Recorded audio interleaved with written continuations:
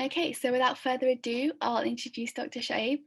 He did an amazing talk for us on evolution, for those of you who were present at that a few months ago, and we're really honoured to have him here with us today. He studied chemical engineering and graduated with honours in his undergraduate programme at the University of Bath in 2010. Afterwards, he was awarded a fully funded PhD scholarship in chemistry and chemical engineering at the University of Nottingham. On completing his scientific studies, Dr. Shoaib pursued further studies in Islamic theology and philosophy, and recently finished his MSc of Philosophy in Science and Religion at the University of Edinburgh. He currently holds the position of Assistant Professor of the Natural Sciences at Zaid University in Dubai, and he has a book coming out on Islam and evolution in 2021. So yeah, I'll just hand over to Dr. Shoaib. Assalamu alaikum, everyone. Rahma, thank you very much for the wonderful introduction. And I just wanted to take the opportunity to thank Islamic Society of Britain for inviting me again to deliver a short session on atheism. So this is like round 2 of this. So I'm going to just quickly share my slide here. As was mentioned by Rahma, there's a link where you can find my published work. This talk is based on a very short booklet that I wrote about 2 years ago for Kalam Research and Media. It was a commissioned work, so it's a short monograph. And there, what I try to do is just try and cover the various dimensions of the interface of Islam, of atheism and Islam. And what I'm trying to do here is probably highlight some of the main concerns, but the monograph in of itself is much thicker and fuller. So if you do want to get more details, please do refer to the monograph. And I've tried to make this as succinct as possible so that hopefully we can have more space for Q&A, and inshallah we can maybe interact with some of the comments and concerns that you guys may have. So this is the overview of today's conversation. I'm going to briefly touch on who the new atheists are, because atheism really got rejuvenated with the new atheism setting. So I think it's very good to acknowledge who these people are and where they come from. I then want to establish a link between new atheists and Islam, because there's something very specific about new atheism that makes it very linked with Islam, and this is a much stronger correlation than any prior manifestation of atheism that we can see in the previous century. I'm going to then look at some of the main contentions of new atheism, like what are the charges that they bring against religion, and I'm trying to specifically focus on the charges they bring against Islam when I can. I then talk about some of the errors that they have, because I think in addition to their assertions, we need to critically evaluate what they're saying. And finally, what is the goal of new atheism? And I think this will be a very important point, a take-home message, so that we're aware as Muslims in terms of how atheism as an ideology, at least in its modern manifestation, is trying to implement its framework through society. So new atheism, I think it would be fair to say, start off with these 4 characters. These people are known as the 4 horsemen. This is a biblical reference. And these are the 4 publications that got them collectively on the map. In 2004, Sam Harris, he wrote the book called The End of Faith. In this book, he very harshly criticizes Christianity, Judaism, and Islam, Islam in particular. He is a philosopher of mind, but also a neuroscientist. Daniel Dennett is a philosopher of mind. In 2006, he published Breaking the Spell. This is not his first book. He's published several books before them. And 2006, arguably the face of new atheism is Richard Dawkins. He wrote the book, The God Delusion. It's been translated into multiple languages, particularly Arabic and Farsi, so that it can be disseminated even in the Muslim countries, because this book is banned in the Middle East, right? And then we have Christopher Hitchens. He has passed away. So this is the guy on the bottom right corner, this guy here. And he wrote a book called God Is Not Great. So for those of you who know the adhan where it says Allahu Akbar, right? So God is great, or God is the greatest. This is actually a wordplay of that adhan. God is not great. And that's where the terminology comes from in the name. So the language that these guys collectively use is very harsh, very hostile, and very non-charitable to religious folks in general. We'll get to some of their quotations in a second. Now, new atheism may have started with those folks, but it doesn't end with them. And I think it's safe to say that we have now many more people that are coming under new atheism. You can kind of call this the second wave. We have people like Lawrence Krauss. He wrote a book called The Universe from Nothing. Michael Shermer, he wrote a book called I think he's the editor of the Skeptic magazine. We have Victor Stenger. He was a physicist. He wrote a book called God, the Failed Hypothesis. He's passed away. A.C. Grayling is a British philosopher. He's written multiple books on philosophy, and logic is his main area. And he's also written a book on, theism and how atheism is a stronger position. So there are multiple people that come under the rubric, but it is these four that kind of started the whole thing. And Dawkins is, without a shadow of a doubt, the face of the organization. Now, the link between new atheism is very interesting, between atheism and Islam. And I actually have multiple quotations, but I'm sharing only the one here. And I want to emphasize this very point. All the quotations that I have recorded about people trying to see a link between new atheism and Islam, all of them are by non-Muslims. So this is not me kind of self-serving a framework where we're taking up Muslim scholars who are saying that atheism is being very provocative with Islam and what have you. These are non-Muslims who have observed these, and they're the ones making these claims, right? One of the people that I've quoted in this particular presentation is Rabbi William Emerson. This is what he has to say in an article that he published a few years back. In my view, the newness of new atheism has very little to do with its in-your-face, aggressive nature, or its popularity, or even its scientific approach to religion. What seems to distinguish it from earlier forms of atheism is the subtle, and sometimes not so subtle, ways it critiques and attacks Islam through its scattergun critique of religion in general. For the new atheists, their general condemnation of religion targets not only Islamic extremism, but also Islam, because in the main, they admit no meaningful distinction between moderate and extremist Islam. And this is the important part. More than anything else, in my view, their attack on Islam is what puts the new into new atheism. Islam in the new atheist writings is consistently depicted as irrational, immoral, and in its purest form, violent, right? So this is a very important observation that a non-Muslim is making about this movement. And I think we have to take heed to that, right? In the sense that what exactly is putting the newness in new atheism, and why are they getting so much popularity? Others have noted that the only reason, perhaps the only reason, new atheism was so catalytic was because these books were written fresh after the 9/11 episode, right? So the Twin Tower plane crash. So that's one of the things that people point out to, that had that event not happened, had the stigma of being a Muslim was not so prevalent at the time, the negative connotations that Islam and Muslims had at the time were not so predominant, then perhaps atheism would not have climbed to the success it has had today. So these are just some historical things to look into. Getting straight to the point now, I want to highlight three general considerations that atheists throw at religious folks in general and Islam in particular. I think the first one resonates very well with every single atheist author. Fundamentally, they believe that science can answer everything, like literally everything, right? So they pit science with religion, or they pit science with God, and they convert everything into a scientific question, right? And because of this framework, they believe that science can ultimately undermine religion in every shape or form. Now, people, particularly who are untrained in philosophy, they might think, hey, what's wrong with that? Science is an excellent utility. We'll get to some of the problems with this kind of worldview in a second, but take it for now that this is their position, that science can answer everything. Religious folks answer nothing. Religion has no explanation value whatsoever, and therefore it needs to be disposed of.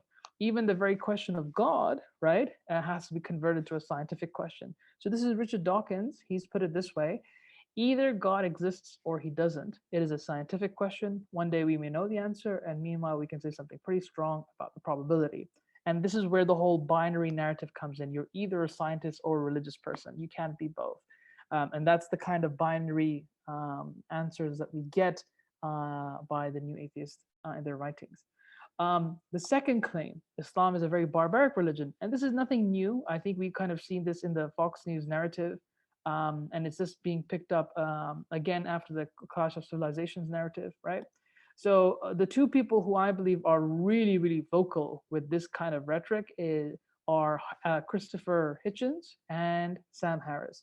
And this is a quotation that you can find in The End of Faith by Sam Harris. He says, "It is not merely that we are at war with an otherwise peaceful religion that has been hijacked by extremists. We are at war with precisely the vision of life that is prescribed to all Muslims in the Quran and further elaborated in the literature of the Hadith. A future in which Islam and West do not stand on the brink of mutual annihilation is a future in which most Muslims have learned to ignore most of their canon, just as most Christians have learned to do so. Such a transformation is by no means guaranteed to occur, however, given the tenets of Islam." So essentially, what he's portraying here is this idea that the West and Islam are fundamentally incompatible with one another, and particularly with folks living in the States, in Canada, and the UK. I mean, this is rubbed off constantly again and again, not just from you atheists, but secularists, Islamophobes. I mean, like you've got several fronts up in place that where Muslims are always on the edge, on the defensive edge. And this just adds fuel to the fire, right? So this kind of rhetoric is very poisonous because the media inflames this, and you get further alienation between Muslims and non-Muslims, and particularly in non-Muslim majority societies. So this is a common problem that we find across all these different camps. This is another quotation by Hitchens. "Islam has never forgiven the Jews for encountering Muhammad and deciding that he was not the authentic messenger, for emphasizing tribe and dynasty and racial provenance in its holy books. Religion must accept the responsibility for transmitting one of mankind's most primitive illusions down through the generations." So here, what he's claiming is that during the time the Prophet, peace be upon him, when he was delivering revelation and when he was alive and what have you, he basically alienated the Jews at the time. And since then, Muslims and Jews have been always confrontational with one another. The problem with this narrative is that it is historically false. While the Prophet ﷺ disagreed theologically on many angles with the Jewish people of the time, if you see the entire history of Muslim thought, you'll find that Jews, in fact, found more safety in Muslim lands than they did in Christian lands. And that's because they were persecuted in Christian predominant lands. So this is actually a historical problem the historical statement that Hitchens fails to acknowledge. And what he's just trying to do, and this is generally you'll find in most of the new atheist literature, is that it is very based on brushstroke scenarios and simplicity. When you remove black and white narratives, and sorry, when you move gray narratives and you focus on black and white, you get the exact same rigidity, exact same mentality as you do with fundamentalists. So I personally see a lot of similarities between the new atheist literature and even fundamentalist rhetoric. And this is a clear example of this kind of presentation. Finally, Islam is a very stupid and backward religion, and I apologize in case if that seems offensive or provocative, but this is exactly the language that they use, right? And to give you an example, this was a very interesting paragraph that I found in Hitchens' book. So he, to give you context, this is a situation that he recorded of Nigeria. Now, Nigeria was polio-free, so we have vaccines for polio, right? Now, he takes a case where polio was reintroduced into the country because of so-called religious fatwas or scholars making edicts, religious edicts, that kind of banned using, vaccination. So let's see what he says. In northern Nigeria, a country that had previously checked in as a provisionally polio-free country, a group of Islamic religious figures issued a ruling or fatwa that declared the polio vaccine to be a conspiracy by the United States and, amazingly, the United Nations against the Muslim faith. The drops were designed, said the mullahs, to sterilize the true believers. Their intention and effect was genocidal. Nobody was allowed to swallow them or administer them to infants. Within months, polio was back, and not just in northern Nigeria. Nigerian travelers and pilgrims had already taken it as far as Mecca and spread it back to several other polio-free countries, including 3 African ones also far away, Yemen. So now I'm going to explain the context of this in a second, but this is the kind of episodes they jump on. So here we have, these religious folks look kind of rubbish in their claiming, and how they're even, rejecting vaccinations because they think it's some kind of conspiracy which will lead to people being sterile, right? And getting their faiths disseminated. So this is the kind of rhetoric we see in the new atheist literature. So that kind of sums up, the claims of new atheism. Of course, there's much more. I'm not providing an exhaustive list here, but now let's look at some of the, the way we can kind of identify the errors in the new atheist literature. Okay. I start with the science because I think it's generally the most obvious one, and I think it affects people the most, particularly young children, teenagers. So, I mean, I'm aware of families have approached me where their kids have left Islam or on the brink of leaving Islam because for them the science is just so overwhelming. Evolution is, a big question. That's why we had that talk previously. Evolution is being used particularly by new atheists because it seems to undermine religion scripturally and undermines God and what have you. And so therefore people find that convincing and therefore they leave Islam altogether.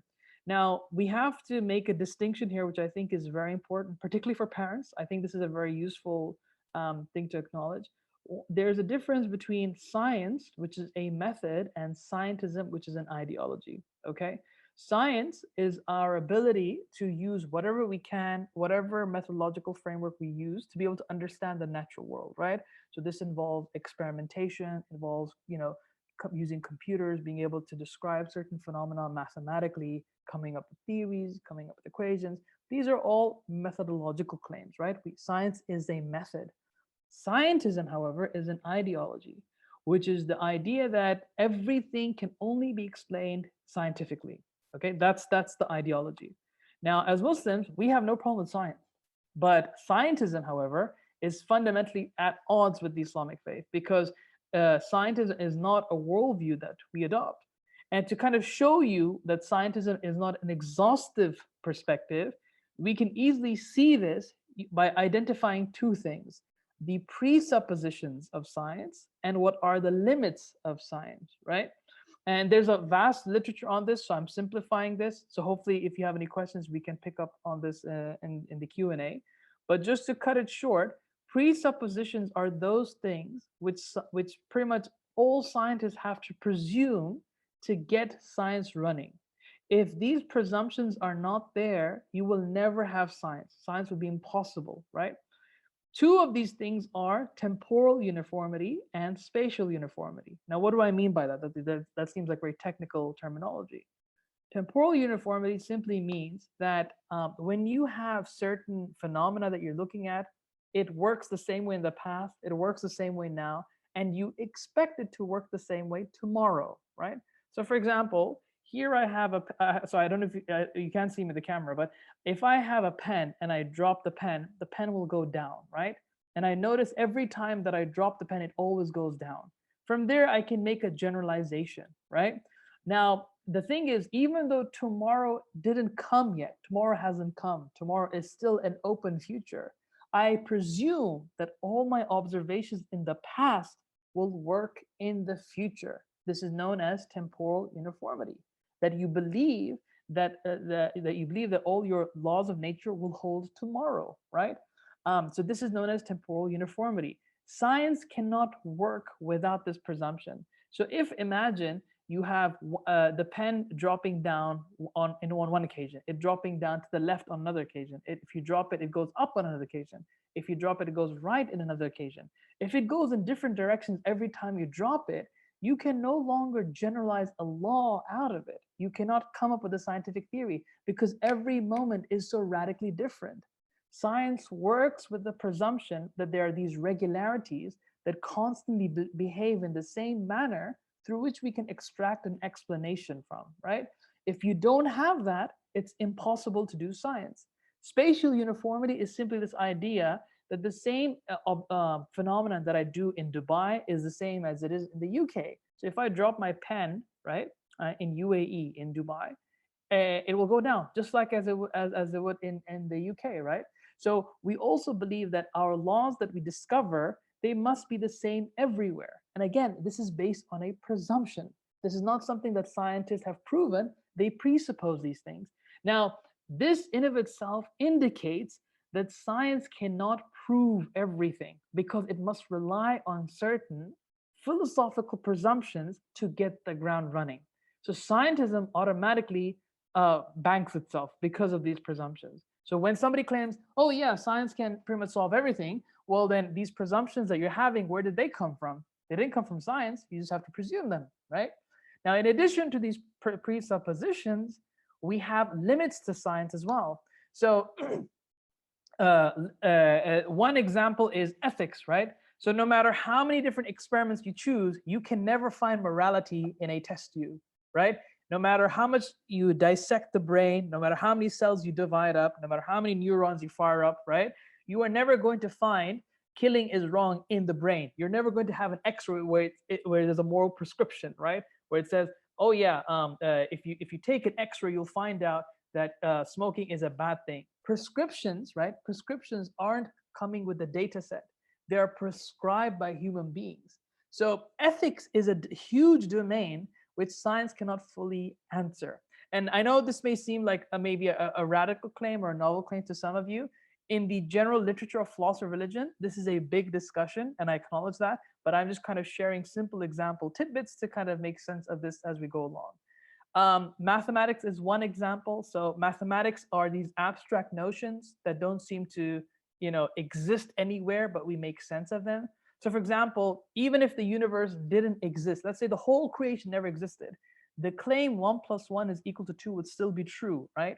Mathematics have this weird quality about them that they seem to have a reality that don't seem to be affected by our natural world. So what are they, right? Are they like these non-physical things that just stay there as they are, right? So these are things that scientists can also claim to have proven scientifically. Finally, the claim itself. If you are claiming that science can answer absolutely everything, the claim itself is unscientific, right? Because obviously it hasn't. It's a belief system that you're imposing. So it's kind of you're shooting yourself in the foot. To claim that science can answer everything is to basically refute what the position is trying to say. If you believe that science has an answer for everything, the moment you say, yeah, science can answer everything, that's not based on empirical demonstration. That's not based on an experiment. That's just based on a belief system that you occupy right now. So it's a self-refuting system, right? So I know that may seem like a lot of information being crammed into a few minutes, but these are some of the problems with scientism as an ideology. And there's several new books that have come out on this discussion, which I can share at the end with you, inshallah. Now, we need to be clear here because I think Muslims can fall under extremes very carefully. Fall into extremes very carefully. Muslims should not be anti-scientific. That's not what I'm saying here. Muslims are absolutely fine with science. I mean, even you can be a Muslim and you can be a scientist, no problem whatsoever, right? However, the problem is when we act anti-scientifically. So just because now new atheism is saying that you are either a religious person or a scientist, some people buy that, and they don't realize that some of our greatest theologians in Islamic history were also scientists, right? So, and how did they manage that? Because they did not see a conflict between a scientific explanation of the world with a philosophical explanation of the world. God creating the world, establishing laws of nature, does not compete as an explanation with what science can discover how he created the world, right? So they are very interlinked. They're not competing explanations with one another. So anti-science is not something that Muslims should endorse, nor should Muslims endorse scientism, right? Scientism is an alien ideology from the Islamic perspective. Science is at best a method for explaining and understanding the universe around us, but it is not our sole way of looking at things. And there's a beautiful hadith that I usually share with people is reflect deeply upon creation, but do not reflect upon the essence of the creator. Verily, his essence cannot be known other than to believe in it. So basically what the hadith is trying to say is that, remember, God is an infinite being, right? He's this great being, right? He's so beyond our capabilities and our measures. Now, the problem is when you try to think of an infinite being in a finite mind like ours, you can't really fully grasp him, right? So for that reason, to try and appreciate who God is, look at the natural world, look at the world around you, right? So that's why it says reflect deeply upon creation so you can understand who your creator is. Hopefully that clarifies a lot of things. The second point is that new atheism commits the charge of what I call scriptural reductionism. Okay, now this I'll explain this in two parts. So let's just say a Muslim does an event. So let's focus on the left hand side, right? So there's an event done by a Muslim, and it's just a negative event, like a terrorist blowing up a mosque or something, or that Nigeria incident that we were looking at. Yep. Now, what new atheists like to do is that they will ignore every single element that surrounds and factorizes the discussion, and just focus on this guy is a Muslim, right? And this is an event because his religion prescribes it, okay? And because this is prescribed because of the Quran and the Hadith. So what they do is they transform an event which has various factors associated with it, and they link it back to Islamic texts. And this way, the whole thing that's at fault here is the religion and religious scripture. So none of the other factors should be a variable from their point of view. Now, this is heavily problematic. So to return back to that Nigeria incident that I was referring to earlier with Christopher Hitchens, I actually investigated that episode, and believe it or not, they're factually incorrect. There was a concern amongst some of the scientists that the vaccination that they were getting from the States had estrogen in it, right? And that could lead to potential problems related to sterility, right? But the idea of Islamic leaders or religious leader calling out for a fatwa to ban the polio vaccination is entirely incorrect. You have religious councils, they are stating to their people very clearly, you have to take the vaccine, and you have to take it before even you go for Hajj, right? So this was something that religious folks were doing. Now, of course, when you simplify the discussion and you kind of want to just take a stab at an entire religion by focusing on unnuanced pictures, you get that kind of idea emerging out.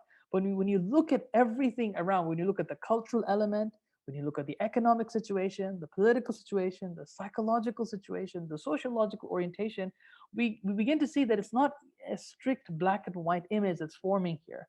There are multiple angles that come out that need to be looked into and discussed. So I find that this is a very unnuanced way of looking at such events, and it's a very distorting way of the it's a distortion of the discussion. And I think it's just a cheap sellout narrative that makes Muslims look bad without giving the same charitable reading that we'd give for anybody else. So I think this is a huge problem in their discourse. The other problem is something I call scriptural selectivism. So this is essentially cherry picking, right? And I think this is something that's all too common, not just with new atheists, but even secularists, right?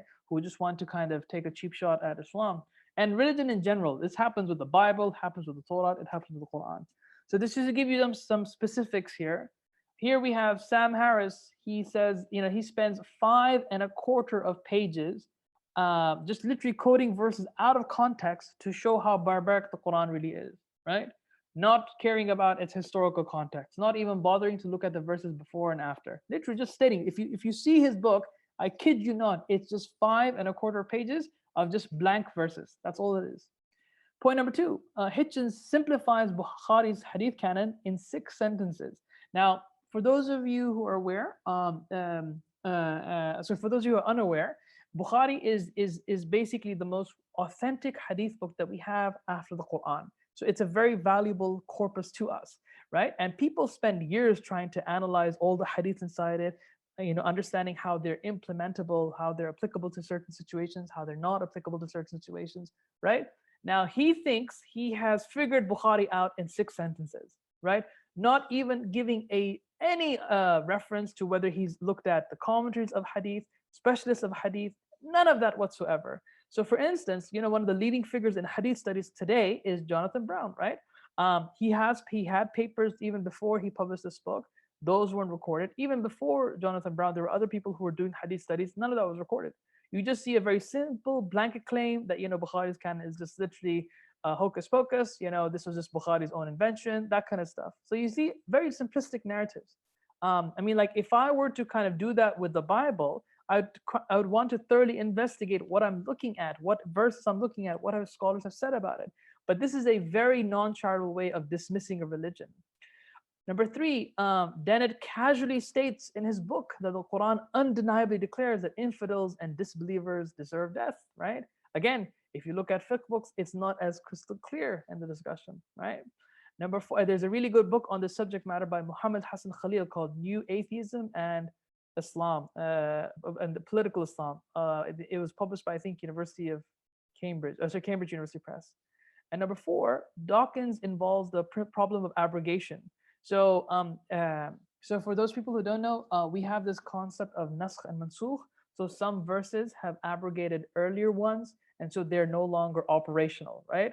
Now, the question of what is abrogated and of what isn't abrogated, Muslim scholars have disagreed over. And again, with a very simple stroke, he kind of just takes that narrative and runs full amok with it, so that he believes that all the peaceful verses are now gone. They're out of the equation in Islam. They're not operational in any shape or form, which is in fact false. So you see, they'll go to these very simple ideas, right, which have a lot of unpacking to do behind them, but they ignore all of that and they just run with these notions. And that is why many journalists, right, I forgot the name of one journalist who I was looking into, but he actually wrote a book called he actually wrote a book where he criticized atheists, and he said that complexity is where the answers lie, but complexity is simply what they deny. These guys deny complexity, and that's why they resort to simplicity, which makes it easier to sell their books, to sell their narrative. Now, the final problem that I think that's in their claim is this idea that there are no proofs for God's existence, right? And this is a huge topic. Like, it's a huge discussion in philosophy of religion. Even in Islamic studies, you'll find several books that discuss proofs of God. So we have philosophical proofs like the Kalam cosmological argument, right? Briefly put, this is the idea that everything must have a preceding effect. So in order for me to come here, I must have had to sit here. So there was like a preceding event before every event, right? Now, if you keep going back in time, when you keep rewinding the tape, eventually there must be a stopping point, right? A starting point. Something must have started time for us to get to this point today. And that must have been some kind of a creator. This is a long, a summary of this argument, but that's known as the Kalam cosmological argument. Design argument is, you look at the design around the universe, there seems to be a lot of functionality, a lot of careful specification in the universe. And we cannot but escape the conclusion that there seems to be a designer, right? Contingency is another variation of the cosmological argument, but it's a bit more complex. The moral argument is basically we have objective moral values. There must be a source of this objective moral values. It cannot be nature. Therefore, there must be a lawgiver of some sorts, like a moral lawgiver. And that can only be an omnibenevolent being like God, right? So these are some books that I recommend that if you wanted to read into to find out more information about this. The one on the left, God, Islam, the Skeptic Mind, is written from Islamic perspective. The one on the right is written by a Christian perspective, but they are not incompatible with Islam. Both of these books do very well in trying to prove that there are rationally demonstrable proofs for the existence of God. And the problem, and this is the fundamental problem, philosophy and theology help, right? If you have a backbone in those, they help a lot. Because the problem here is, well, for new atheists, their narrative is everything has to conform to a scientific piece of evidence. When there are other kinds of evidences, there are logical evidences, there are mathematical evidences, there are philosophical evidences. When you appreciate those, then you can see the discussion widening. When they just force everything into a scientific discussion, remember, which is scientism, that's when you kind of get these simplistic scenarios, and they sell very well. That's why I always instruct my students and people who are on my courses to really, pick up these literature and these books, so that it can help, particularly parents, with dealing with some of the questions that kids may have. And if you are able to kind of ground yourself in these discourses, it goes a very long way in terms of being able to engage with your kids and the questions and the doubts they may have through school or what have you. So that's the snapshot of a critique of their claims. I just wanted to end this discussion with highlighting what is the goal of new atheism, because I think that will be really helpful to kind of understand what the orientation of this movement is. Now, Stephen LeDroux wrote a really good book with the University of Oxford University Press. It's called The Politics of New Atheism.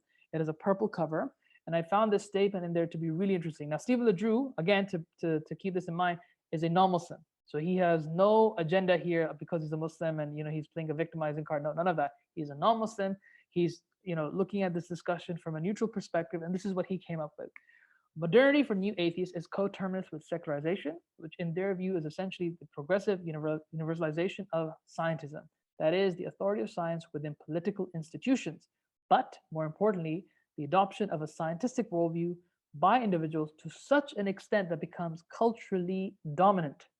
New atheists adopt three central strategies. Number one, to discredit claims by religious texts, institutions, and leaders. Two, to persuade others to adopt a worldview defined by scientism. Three, to build a sense of a community and a positive collective identity for atheists in order to encourage others to come out. So you can see here, there's a very active component that he's recorded where scientism, driving scientism home, is a very important element, because if you can conform people to believing in science and science the only way of looking at things, then it's very easy to take people out of religion. It's very, very easy. But once you kind of understand the underpinnings of scientism, it's kind of easy to debunk that. But unfortunately, the way particularly science is being taught, it can become very confusing, particularly people who are not grounded in philosophy or theology. And this has just generally been my experience. And I come from a science background, so I have no problem saying this, but I adopted a scientism worldview back then. And it was very difficult for me to kind of get out of that and appreciate philosophy and theology for what it was claiming. So I do appreciate that there's a challenge to be had here, because it's an easy narrative to sell, and sometimes a bit of a difficult narrative to take down, particularly if the individuals don't have a background in philosophy or theology. So that summarizes my discussion. As Rahma mentioned in the beginning, if you're more than happy, you're more than welcome to read my monograph on this paper. There's a link here. There's my email there. I'll hand it over back to Rahma so that hopefully we can now have an open Q&A and I can take on your questions. Thank you very much for listening to me. I hope you enjoyed the presentation. So, thank you. Barakallah feek. Thank you so much, Dr. Shoaib. That was fascinating. I think one thing that stuck with me was, I think you said it was the hadith, reflect upon creation but not upon the essence of the creator. And I think growing up I tried to understand the creator, and I tried to get my head around it, and I just couldn't. And I think growing up I learned that maybe my mind wasn't made to understand it, and to focus on what I could see around me to understand him. So yeah, that really resonated. I'm glad. I'm really glad. So I think we'll move on to the Q&A. So we have one question. The first question, sorry. Would you advise that we should all read the books of the new atheists to rebut the arguments? I would say that having some kind of background in philosophy or theology would help before reading it. Because you see, why did it become so famous? This movement became famous because they're easy books to read, right? And because they're easy to read, they have a lot of they remove the jargon that philosophical literature and theological literature has, and so therefore it's an easy narrative to kind of sell out. So I recommend reading it, like particularly if you give a professional philosopher Dawkins' book, they will laugh. And you can find this even published literature. They're published papers critiquing Dawkins in how simple his narrative is. So this is not something that's something I'm claiming. It's already out there in the literature. But if you have very, very limited knowledge in philosophy and theology, some of these may be very impacting. And I'm not talking from an elitist point of view. I'm not saying that you guys are not good enough. No. I'm saying just like there are prerequisites in place for taking out more advanced courses, right? If, for example, I am not a, let's say, electrical engineer. I'm a chemical engineer, right? I'm not going to make claims and read books on electrical engineering without going through the courses and getting the prerequisites in place, right? So the same way here, it helps. It becomes very, very easy to understand where they're coming from if you have a little bit of engagement with philosophy of religion in particular. So that would be my advice to that. Do it if you have that prerequisite or background in place. Okay, and the second question, how do you explain to children that if there is omnipresent, why children are being killed? Right, how do you explain to children that there is omnipresent? If there is omnipresent, why children are being killed. I'm kind of understanding what omnipresent, as in you're referring to God here, or omnipresent as a I description think so. of. I think. Oh, Or right. Okay. So in Islamic thought, right, we have this concept that you cannot judge an outcome just by referring to this life, right? So remember, people. So as particularly in an atheistic narrative, God is judged by only what's happening here, right? You have natural disasters, innocent people being killed, and what have you. But for Muslims, the end game is not here; it's there. That's the end game, right? So and God himself states that this is a world which is a trial and a test for people, and sometimes innocent people will die, kids being one of them. But there are scriptural evidences, very clear evidences, where anyone who is innocent, kids in particular, will go straight to heaven, right? Now as a parent, I'm not saying that this is now that gives me a sense of relief. So if there is a parent out there who's lost a child, right, inshallah, Allah will, they will see them on the day of judgment, right? So remember, the reference point has to be taken into consideration, this life and the next life. If you only see it in this life, you cannot explain evil. It would be a very brutal killing of things. But because God has told us there's a next life where an evaluation will take place, there's a heaven and there's a hellfire, I mean, alhamdulillah, everything comes into balance when you put these two positions together. I hope that answers the question. And the next question, do you have any comments on Sam Harris's views on free will? Yes. So Sam Harris has published a book called Free Will. It's a very short book with a red cover. There's a lot of literature against this. He basically relies on a Bernard Libet's experimentation that proves that you can kind of predetermine what people are going to decide, like 0.5 seconds before they actually make the decision. There's a bunch of literature on this. There's a book called The Philosophy of Neuroscience. I think it's called Philosophy of Neuroscience, or Aping Mankind by Raymond Tallis. Read that book, and I think that will make everything sensible. But this narrative of Libet's experiments that Sam Harris is using has philosophical challenges to it. So it doesn't really convince anyone, at least as far as I can tell. Yeah. Okay, thank you. Is there a crossover between ex-Muslims and new atheism, in your opinion? Yes, so I talk about this in my monograph, right? And what I've noticed is that ex-Muslims automatically get a lot of media rep because they're considered as these brave individuals who've left this barbaric religion and are now voices of reason, right? So this is the kind of things that I see online. And but in terms of their narrative, you'll see the same line of arguments. Science explains everything, right? There are no proofs for God's existence. Islam is barbaric. Islam is stupid. So if you, for example, Ali Rizvi, he has written a book. I forgot the name of the book, but if you just search his name, Ali Rizvi, he has a book. He's a scholar he's a medical practitioner who left Islam. You have what's his name? There's Armin Navabi. He wrote a book called 20 Reasons Why God Does Not Exist. So this is one. The famous what's the famous, oh man, Ayan Hirsi Ali, right? She wrote several books against Islam. She's an ex-Muslim, right? So if you read their works, exactly the same thing. The only thing they bring that's novel is their experiences growing up as a Muslim. That's the only thing that new atheists don't deliver, right? So that allows people to empathize with them, etc. But the narrative is exactly the same. Okay. Most people in Britain that are atheist are not because of new atheism, but because there has been a trend towards atheism and rejection of religion for over 100 years. Where do you think that trend came from?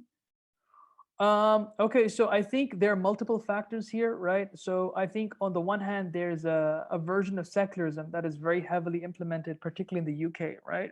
And this comes down to education centers and all of that.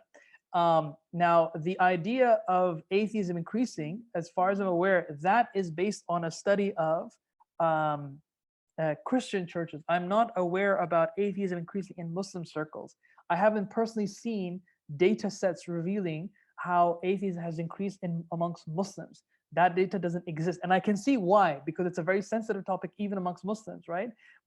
In my monograph, I actually record of incidents where because parents are ashamed that their kids have left Islam. Parents are literally ashamed, right? Because it's a huge embarrassment, basically, they feel that they have to keep a public image, they don't tell people, and nor are they going to welcome surveys where their family is going to be scrutinized, right? So I haven't seen that, but I mean, I would think perhaps there might be an increase amongst Muslims, perhaps there might not be. God knows best. But I definitely know that generally speaking, across the UK, yes, this has definitely been the case, because there's a huge drop in Christianity, people going to the churches, that I know of. And it's mostly to do with the secular culture that UK has oriented itself towards. How do the four atheists relying entirely on scientism reconcile the paradox of Newton's discovery of mass with that of Einstein's relativity theory of time and the fourth dimension possibly ignoring mass? So I think this is a particular problem in physics, right, where they have some discrepancies between the different theories. But amongst new atheists, they don't necessarily care about the details of this. They mostly have two strategies from the science. One, prove the universe was created from nothing, right? That's one strategy. Two, evolution is true, therefore religion is false, right? That's generally their strategy.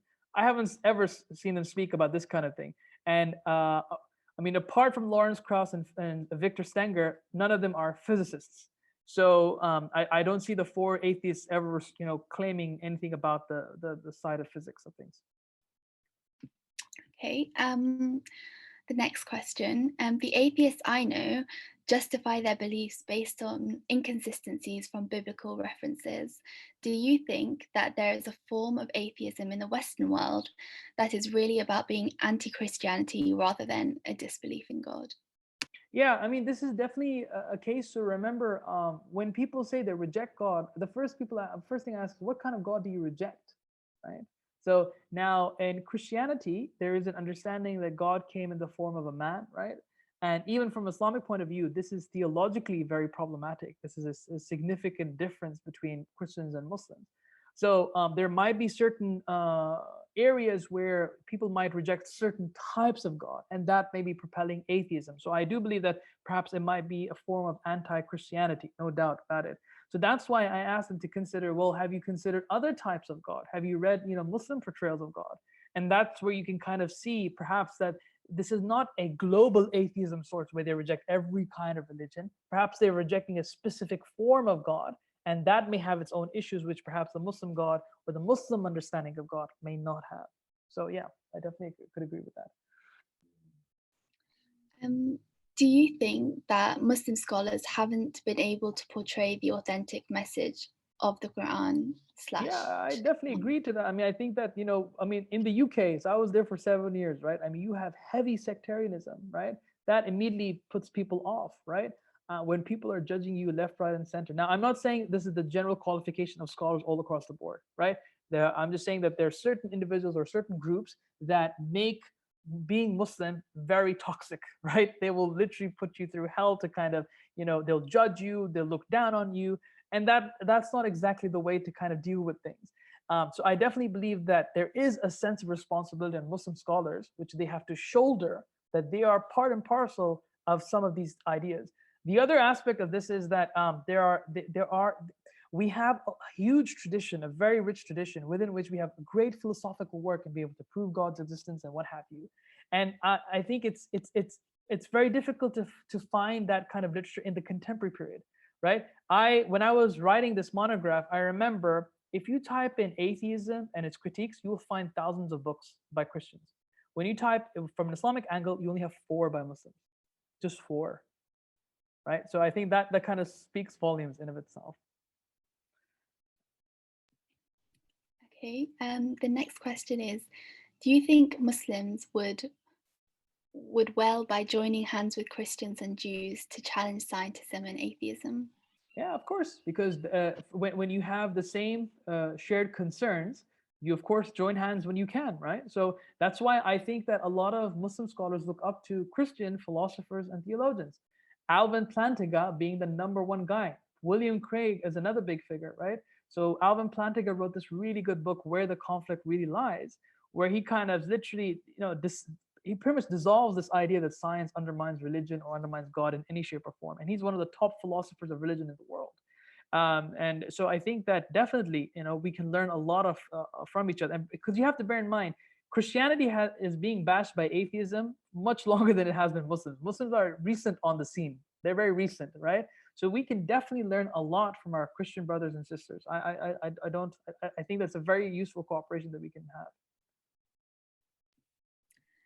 Some people are leaving Islam because of perceived inequality, for example, towards women and non heterosexuals.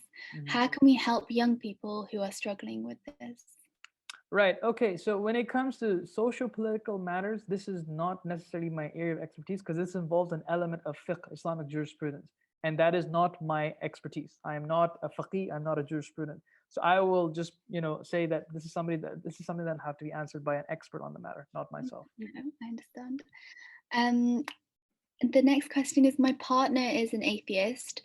Who can he speak to convince himself about Allah, Right. God? Okay. So this is a very particular question. I mean, like there are multiple people that I can recommend. It depends on who he is, right? So because you've got, first of all, I think we have to be very clear. Our job is to share the message. We can never convince. Convincing is not something that we can kind of fully ever do, right? That only comes from God. I mean, if you think about it, who's the best person who could advocate God's existence? The Prophet, right? Even in his period, his own family members, some of them did not believe in him, right? So I think we have to really kind of acknowledge that perhaps we are not in the position to convincing them, and even if we are in the position, it's up to God to be able to help him with that belief. So that's the first thing. I think the psychology has to be there.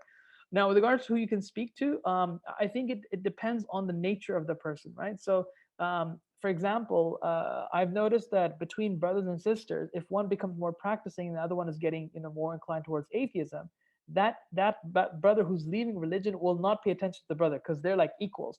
But if he listens to his, but if he pays a lot of attention to his friends, so sometimes being in the right place at the right time in the right relationship helps. So it will really depend, and also it helps in terms of what profession he is from. Sometimes when I speak to scientists, junior scientists, people who are going into universities, I can relate with them on the science, and I kind of use that as a gateway to engage that discussion. So I think it will really depend on the nature of the person or what kind of concerns and doubts they have. But feel free to kind of reach out. I'll be more than happy to help and maybe even send you to the right people who can maybe engage with your partner, inshallah. The next question is, what are the best scientific proofs of Islam that we can use to convey to atheists? I would say that the best proofs aren't scientific. The best proofs are philosophical, and the best proof for me is the contingency argument, hands down. I find that the strongest way of believing in God. Now, There's a very loose scientific usage here, but you could also say that the Quran itself challenges to non-Muslims, right? It clearly says, just produce any scripture that is equivalent to the Quran in its literary value. Now, what does literary mean? You can take an Arabic course to understand that. And I personally challenge any atheist. I tell them, look, you want to debunk Muslims across the world, 1.7 billion Muslims? This is the way to do it, right? Learn Arabic, write any Arabic scripture that matches with the Quran. Check it out with the scholars in Medina. If you do it, you have debunked Islam. No more, disproving God's existence. This is how you dismantle Islam. And if you do it, I'll leave Islam. If you do it, I'll leave it. Till now, I haven't seen anyone who's done it. And that's one kind of scientific way of doing it because it's a clear corroboration that we can do. Sorry, I've just asked that one. Sure. Oh no. I think we had a request for you to share your last page again, possibly with Oh, sure, the link yeah. and contact details. Yeah, sure. So just so you can, I'll just type it even in the chat box. So that's my email in case you want to just copy that. Thank you. Yeah. That's perfect. And then one last question. Yeah. My granddaughter asks me why I can't see God, and how would you answer that? Oh, right. Okay. So this is usually a very good one. So there's a really good book where you can kind of train young people, kids, even as young as 4, to kind of think about these things. So the way you'd kind of create an analogy where what is love, right? So you can't actually show love. It's a feeling that you have, but you can't explicitly say that is love or that is love, right? So there are these non-tangible things. You could even use perhaps the example of air. We can't see air, but we can kind of feel it, right? We can feel its effects, right? So you can kind of say God is like that. He created it, but he's not a part of it. But we can feel that he's put this intelligence in the universe that we can kind of infer from. Just like air, we can't see, but if we blow, we can feel its effects. This is the kind of way I would go about it. Okay, I think we have time for one last question. And this is, can you briefly describe what the contingency argument is? Right. Okay. So generally, when it comes to proofs for God's existences, there's some arguments that are really simple because they're very intuitive and you understand them very clearly. Contingency argument is the opposite. It requires a lot of background work, but once you get that background work and you understand the argument, I mean, there's no way you can kind of refute it. So what I'll do is, instead of describing what it is, hang on. Okay, I'm going to try my best to kind of explain in the next 2 minutes, right? But I'll also perhaps leave a link where you can see a summary of this. In short, right, contingency means possibility of it existing and not existing. Okay, so that means the universe could have existed, but it also equally could not have existed. Therefore, it is contingent. Another way of describing contingency is it could have been any other way. So this shirt that I'm wearing, it's a white shirt, but I could have worn a blue shirt, could have worn an orange shirt. It's contingent, right? So there's nothing intrinsically necessary about it. Okay, so this is what we mean by contingency. Now, everything that God has created is contingent, right? Everything is contingent. It could have existed, could not have existed, could have been in a different way. We could have lived in a universe which had different laws. Now, the argument works that all of these contingencies must be grounded into something that is ultimately, intrinsically necessary in of itself. In Arabic, it is known as wajib al-wujud, the necessary existence. And that necessary existence is basically God. And there are multiple arguments that follow that. So this is, in a very, very summarized version, what the contingency argument is, right? In particularly in theological books, this is like pretty much the starting point of proving God's existence. But there's a lot of prep work that helps understanding it. Thank you. I think we have one more question. Is that Sure, okay? sure. I'm cool with that. Yeah. Secularism is not the same as atheism. No. So is there a contradiction between being faithfully Muslim and secular? Being faithfully Muslim and secular. So okay, so I agree with that atheism and secularism aren't the same thing. I don't deny any of that. I'm saying that sometimes the arguments being posed can be crossed over to both camps. So I wanted to qualify that. So I just wanted to make sure that's clear. Now, being faithfully Muslim and secular will largely depend on what you mean by secular, right? Does that mean that we can kind of reject certain mandates prescribed by God, or how much we can implement them in non-Muslim societies? Again, this discussion about whether you can be a secularist Muslim is something that I think would be best determined by a faqih, because they would know the parameters in terms of how far this could go. This is not my area of expertise. I am not a faqih, so I will, I will just stop there.